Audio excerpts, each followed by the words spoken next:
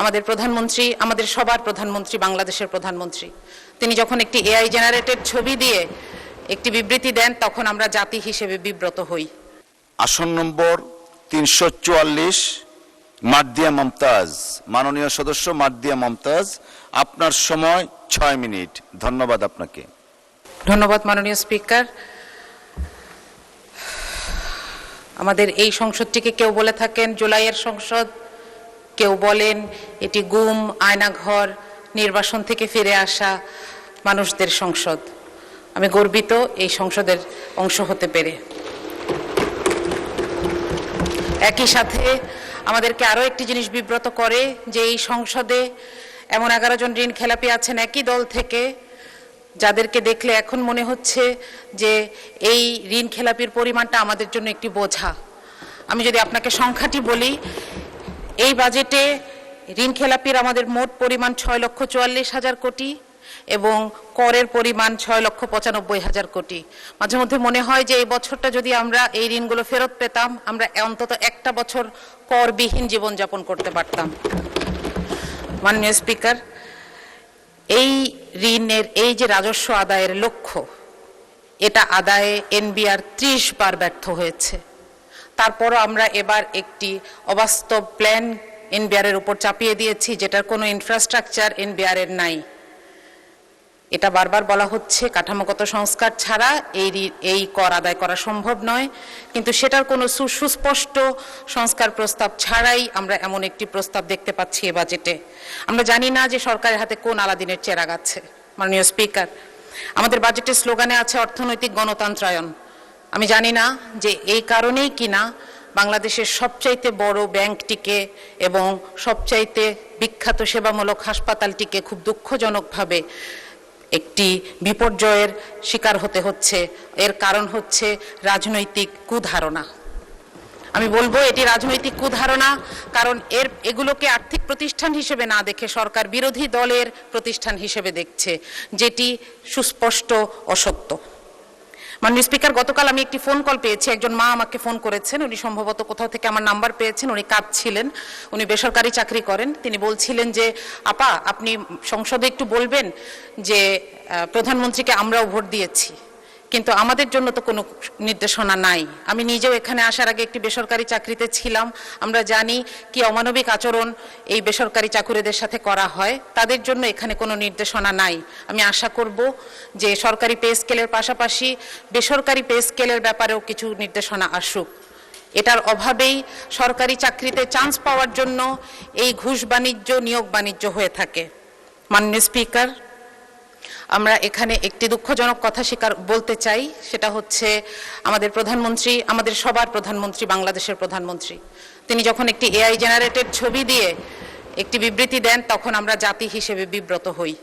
আমি আপনাকে অনুরোধ করব, আপনার মাধ্যমে প্রধানমন্ত্রীকে অনুরোধ করব এই ব্যাপারে তাকে যারা ইনফরমেশন দেন তাদের সাথে এই ব্যাপারটি ক্লিয়ার করে নেওয়ার জন্য।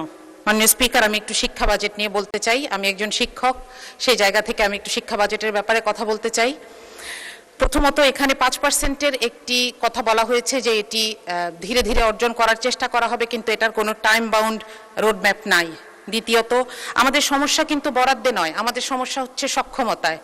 আমরা গত বছরে সম্পূরক বাজেট দেখছি, যেখানে 100 টাকা বরাদ্দ ছিল আমরা হয়তো 97 টাকা খরচ করতে পেরেছি, কিন্তু তারপরেও আমরা আগামী বছর কেন 110 টাকা খরচ করার পরিকল্পনা নিয়েছি এটা আমার কাছে পরিষ্কার নয়। এখানে কিছু ভুতুরে বরাদ্দ আছে। শিক্ষা মন্ত্রণালয়ের 3টি অংশ মিলে যে বাজেট, সেখানে 14,000 কোটি টাকা বাড়তি চাওয়া হয়েছে। আমরা জানি না এই গ্যাপটা কি দিয়ে পূরণ হবে, অর্থাৎ এই টাকাটি কোথায় খরচ হবে। বাংলাদেশে কওমি শিক্ষার মতন একটি ঐতিহ্যবাহী ধারা নিয়ে বাজেটে কোনো নির্দেশনা নাই। মাননীয় স্পিকার, এই যে বিভিন্ন ধরনের বিভিন্ন ডিসিপ্লিন আছে আমাদের দেশে, সেগুলোর ব্যাপারে সুনির্দিষ্ট নির্দেশনা দরকার বা পলিসি দরকার।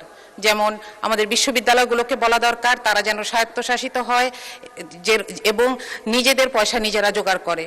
এটা কোত্থেকে জোগাড় করবে? তাদের গবেষণার মাধ্যমে, মানুষের সমস্যা সমাধানের মাধ্যমে জোগাড় করে, যেভাবে সারা পৃথিবীর বড় বড় ভার্সিটিগুলো চলছে। আমাদের যদি এখানে আমরা বলি যে আলিয়া মাদ্রাসাকে বলি যে আপনারা মান উন্নয়ন করেন, আমরা আপনাদেরকে এমপিও ভুক্ত শিক্ষা প্রতিষ্ঠানগুলোর সমান পয়সা দিব। আমরা যদি বলি যে জাতীয় বিশ্ববিদ্যালয়কে বলি আপনারা এমপ্লয়মেন্ট তৈরি করেন, আপনাদেরকে আমরা ভর্তুকি দিব কিংবা আপনাদেরকে আমরা বরাদ্দ দিব। এভাবে তাদের সামনে সুনির্দিষ্ট লক্ষ্য ঠিক করে দেওয়া প্রয়োজন মাননীয় স্পিকার। সুতরাং এইখানে শিক্ষা বাজেটে বিশেষ করে আমাদের আরও বেশি স্পেসিফিক এবং বিস্তারিত বাজেটের নির্দেশনা প্রয়োজন। সবশেষে একটি সংখ্যা বলছি যে পরিচালন ব্যয় যদিও বলা হচ্ছে যে এবার পার্সেন্টেজে কমেছে, কিন্তু বাজেটের সাইজ যেহেতু বড়, তাহলে আগের বছরের থেকে প্রায় 6,22,000 কোটি টাকা বেশি পরিচালন ব্যয় নিয়ে এই বাজেটটি আমাদের সামনে পেশ করা হয়েছে। তো এটার ব্যাপারে আসলে এই স্ট্যাটিস্টিক্সগুলোর ব্যাপারে সততা দরকার ছিল, যে পার্সেন্টেজের ক্ষেত্রে কমানো হলেও আসলে এটা টাকার অঙ্কে বেশি। মাননীয় স্পিকার, বাজেট আসলে একটা দেশের মানুষের এবং সরকারের সাথে একটি সামাজিক চুক্তি। সুতরাং এখানে বাস্তবসম্মত, জবাবদিহিমূলক এবং প্রাতিষ্ঠানিক সক্ষমতা প্রয়োজন। মাননীয় স্পিকার, আমি আপনার কাছে আর 1 মিনিট প্রার্থনা করছি। জি প্লিজ, জি। আপনি কন্টিনিউ করেন, 1 মিনিট সময় বরাদ্দ হলো। Thank you. আপনাকে ধন্যবাদ। আমি একটি গল্প বলার জন্য এই 1 মিনিট সময় চেয়ে নিলাম আপনার কাছে। সেটা হচ্ছে একজন দেশের অর্থমন্ত্রী মিস্টার এক্স যেদিন প্রথম অফিস করলেন, তিনি দেখলেন তার টেবিলে 3টা খাম, তিনি এবং উপরে লেখা কোনো সমস্যায় পড়লে এই খামটি খুলবেন। তো খাম নাম্বার 1 খুললেন তিনি। একটা সময় দেখলেন যে খুবই অবস্থা খারাপ, দেশের মানুষের চাহিদা পূরণ করা যাচ্ছে না, অর্থনীতির অবস্থা খারাপ। তিনি খাম খুলে দেখলেন লেখা আগের সরকারকে দায় দিয়ে দিন, এবং তিনি সেটা করলেন। দেখলেন যে সব সমস্যা মোটামুটি একটু মানুষ একটু বুঝেছে।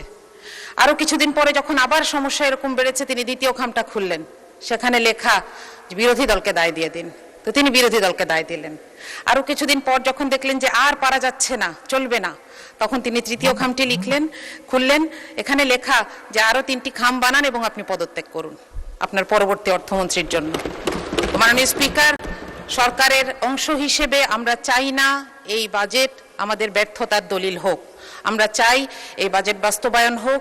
এজন্য এটার যতগুলো অ্যানোমালি আছে, যতগুলো জায়গায় সমস্যা আছে, এগুলোকে দূর করেই আমরা সামনে এগোতে চাই। আপনাকে ধন্যবাদ মাননীয় স্পিকার।